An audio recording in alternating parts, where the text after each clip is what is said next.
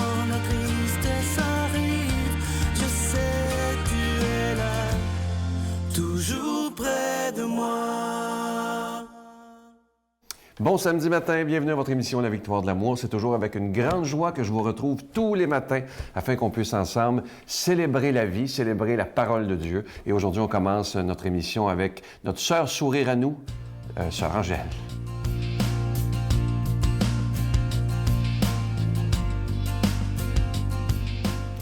Mais bonjour, je suis contente, on est encore là aujourd'hui. Je vais vous dire que, évidemment, souvent, vous me parlez que vous avez des belles décorations, la présentation, c'est quoi? C'est justement qui identifie exactement le sujet dans lequel je vous parle, dans lequel je vous lis. Alors, évidemment, ce n'est pas toujours... Nous sommes deux qui préparent la présentation, c'est Ginette Trépanier.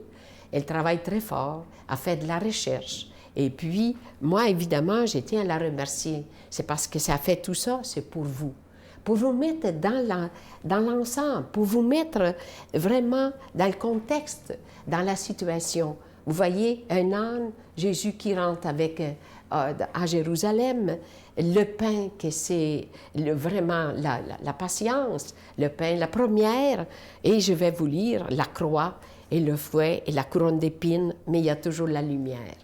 Alors je vais vous lire, nous sommes déjà rendus à la Semaine Sainte. Demain s'amorce la Semaine Sainte. Celle-ci débute par le dimanche des Rameaux qui célèbre l'entrée triomphale de Jésus à Jérusalem, que voici. Cette venue du Christ à Jérusalem marque également le début de la passion du Christ vers laquelle il s'avance volontairement. C'est le cœur de l'année liturgique. Le jeudi saint, on se rappelle qu'après avoir lavé les pieds à ses apôtres, Jésus partage le pain et le vin à ses apôtres. C'est la première Eucharistie. Le vendredi saint commence la mort du Christ. Après qu'il eut porté sa croix à travers les rues de Jérusalem, c'est le but ultime de sa passion sur terre. Le Père est venu à notre rencontre, en nous envoyant son Fils pour nous sauver. Vous voyez le contexte aujourd'hui, c'est grand. C'est là que tout a commencé. La foi, l'Eucharistie, la table. Et moi, personnellement, chaque fois que je prépare un plat, je pense toujours au moment où Jésus a passé à travers cette épreuve. Vous avez, voyez-moi, le dimanche des Rameaux, tout le monde crie « Gloire, le roi, le roi, le roi, voici le roi ». Et tout à coup, qu'est-ce qui arriva? Le pain qui lui donne cette croix, la passion du Christ qu'il a passé par la mort et justement à la vie. Notre Père qui es aux cieux, que ton nom soit sanctifié, que ton règne vienne, que ta volonté soit faite sur la terre comme au ciel. Donne-nous aujourd'hui notre pain de ce jour. Pardonne-nous nos offenses comme nous pardonnons à ceux qui nous ont offensés. Ne nous laisse pas entrer en tentation, mais délivre-nous du mal, car c'est à toi qu'appartient le règne, la puissance et la gloire pour les siècles des siècles. Amen. Voyez le film Le jeune Messie, captivant, inspirant et profondément émouvant. Il a dit que de mes entrailles naîtrait un fils, nommé Jésus. Un film remarquable. Pourquoi Dieu m'a-t-il choisi? Peut-être ne suis-je pas assez forte. Une histoire familiale irrésistible. Ce n'est qu'un enfant. Ce n'est pas qu'un enfant. Le jeune Messie, au cinéma dès le 11 mars. En ce carême 2016, je me permets de solliciter votre aide pour le ministère de la Victoire de l'Amour. Pour les habitués, vous le savez, lorsque vous donnez un don de 25 $, on vous envoie un cadeau pour vous remercier. Mais comme c'est le carême, il n'y aura pas de cadeau en retour nécessairement, parce que le plus beau cadeau qu'on peut se faire, c'est de garder ces émissions en ondes 7 jours par semaine sur le réseau TVA. Il y a aussi, vous pouvez les voir sur les tablettes, sur les téléphones intelligents, sur YouTube, partout. Et maintenant aussi, depuis quelques mois, à Télé-Floride pour les Québécois et Canadiens francophones. Et moi, ce que je trouve beau, c'est que ça fait 21 ans que ça existe et je vous remercie de tout cœur de votre don tout à fait spécial en ce carême 2016 en vous redisant cette belle parole de Saint Paul qui dit « Dieu aime et bénit celui qui donne avec joie ». Il ne faut pas être choqué, il ne faut pas se sentir obligé. Il faut le faire avec beaucoup, beaucoup de joie en disant au Seigneur, c'est un cadeau que je te fais pour que ta parole soit annoncée. Je vous donne l'adresse, La Victoire de l'Amour, casier postal 120, succursale Boucherville à Boucherville, le J4B 5E6, je vous la redonne. La Victoire de l'Amour, casier postal 120, succursale Boucherville à Boucherville, le J4B 5E6. Également par téléphone, par carte de crédit, du lundi au vendredi de 8h30 à 16h30 dans le 514-523-4433, 523-4433 ou sans frais le 1-888-811-9291, 1-888-811-9291 et aussi sur notre site Internet, le www.lavictoiredelamour.org. Merci de tout cœur de donner des mains à la Providence parce que vous savez, sans votre prière, sans vos dons, on n'aurait pas pu être là pendant 21 ans. Merci de tout cœur.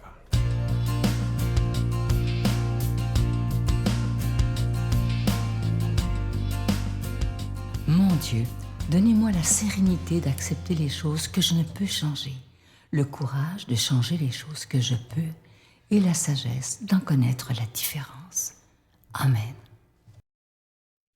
En cette fête de Saint-Joseph, aujourd'hui, celui qui proclame la parole de Dieu, l'abbé Éloi Giard.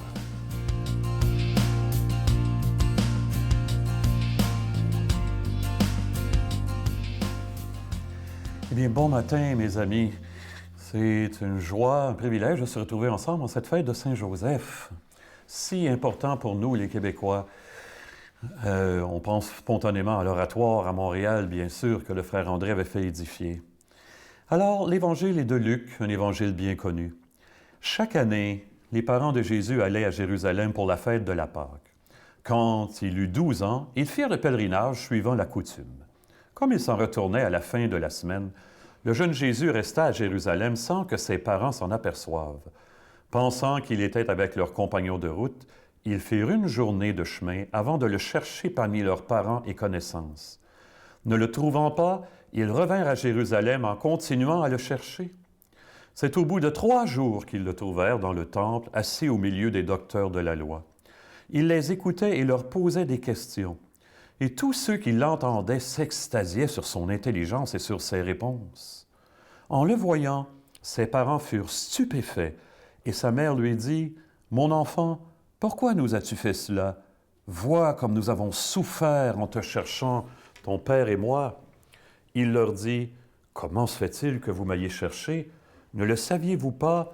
C'est chez mon père que je dois être. » Mais ils ne comprirent pas ce qu'il leur disait.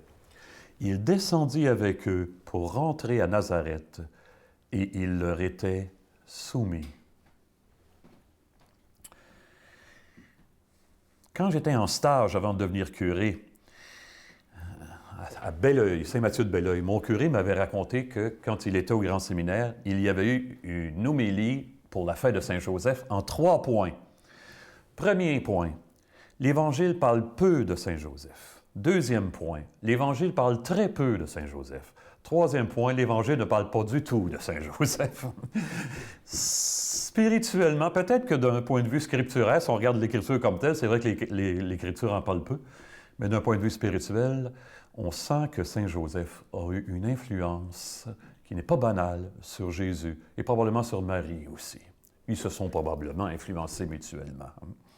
Je ne sais pas si vous connaissez l'abbé Pierre, ce prélat français qui a fondé, après la dernière guerre, des associations, des fondations pour venir en aide aux pauvres et aux gens qui sont exclus. Un petit bonhomme qui savait parler, qui savait gueuler, qui savait mobiliser des énergies, que tout le monde aimait en France ou presque. Enfin, il a été pendant 10 ans la personnalité préférée des Français. petit père capucin avec son béret. Et là, parfois, on lui demandait, « Parles-tu souvent de Dieu à tes compagnons, les marginaux, les exclus, là? Leur parle souvent de Dieu. » Il disait, « Moi, pas souvent, mais eux, fréquemment. » Ah oui? Puis, qu'est-ce qu'il te demande? Il me demande, « Dieu, qu'est-ce que c'est? » Et là, quand ils me le demandent, je leur dis, « Tu te rappelles-tu cette journée-là où on avait construit un abri, là, pour ceux qui n'en avaient pas? Tu te rappelles-tu comment est-ce qu'on avait travaillé, comment est-ce qu'on était crevé le soir? Et pourtant, tu avais dit, « Je suis heureux de ma journée. » Tu te rappelles-tu de ça? Bien, cette joie-là que tu avais au-dedans qui te rendait heureux de ta journée, là, c'est ce qu'on appelle Dieu, nous autres, les chrétiens. Cette espèce d'élan, plus fort que tout, qui nous pousse à nous donner pour les autres. Eh bien, Saint Joseph, on le voit tout de suite au début de l'Évangile, est obligé de renoncer à lui-même pour se donner, mais c'est plus fort que lui. Dans un premier temps, il n'est pas sûr s'il doit continuer. Il a même prévu de renvoyer en secret Marie. Mais l'ange lui dit, non, fais confiance. Et ça va devenir un homme de prompte décision. Il va dire oui. Et on sent chez lui pas juste ce devoir-là, mais ce goût de faire confiance à Dieu jusqu'au bout, quoi qu'il en coûte. Et on sent comment Jésus va reconnaître en lui un homme qui est attentif à la volonté de Dieu et qui va l'inspirer dans ce sens-là. Pour Jésus, on le voit bien dans l'Évangile, hein, Dieu, c'est une présence vivante, quelqu'un en lui qui, en quelque part, nourrit, fonde, dynamise tout son être. C'est un lien essentiel qui lui sert de repère d'identification. À cause de ce lien-là, la vie de Jésus n'est rien d'autre qu'un amour absolu. Il devait avoir de ça en quelque part dans le foyer. Hein? Jésus est toujours en mouvement vers son Père et en même temps donné aux humains. J'aime beaucoup une parole dans l'Évangile de Jean. Jésus, dans son grand discours avant de mourir, il dit à son Père, en parlant de nous, il dit « Je leur ai, en quelque part, je leur ai enseigné ton nom. Je leur ai dit ton nom. » C'est comme s'il disait tout à travers ça. Mais dire le nom de quelqu'un à l'époque, hein, c'est-à-dire beaucoup plus que son prénom et son nom de famille, c'est-à-dire son identité. Où Jésus puisera-t-il cette force de continuer? Bien sûr, dans le cœur du Père, mais où l'avait-il découvert? Ah, chez des gens autour de lui, pour qui Dieu n'était pas celui qui nous surveille, mais qui veille sur nous, n'était pas le Dieu lointain, mais le Dieu au plus intime de nous-mêmes, n'était pas le Dieu de la puissance, mais le Dieu de l'amour. Comment Joseph, ça a dû le travailler, passer du Dieu le plus lointain possible au Dieu le plus intime possible, qui n'est que l'amour. Il devait avoir une joie en Jésus à regarder son Père indescriptible. Merci Seigneur de nous avoir donné Joseph et Marie. Bénis-nous dans ton amour de Père, de Fils et d'Esprit Saint. Amen. Bonne vie, bonne journée tout le monde. À bientôt.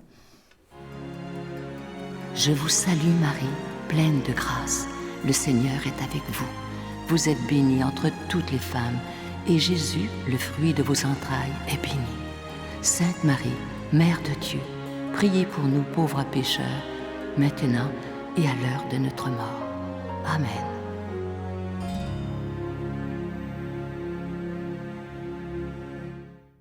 Je vous invite à être avec nous demain pour l'émission dominicale. Je suis tellement content. Le retour de notre ami l'abbé Robert Jolicoeur, vous savez, qui a été très, très malade.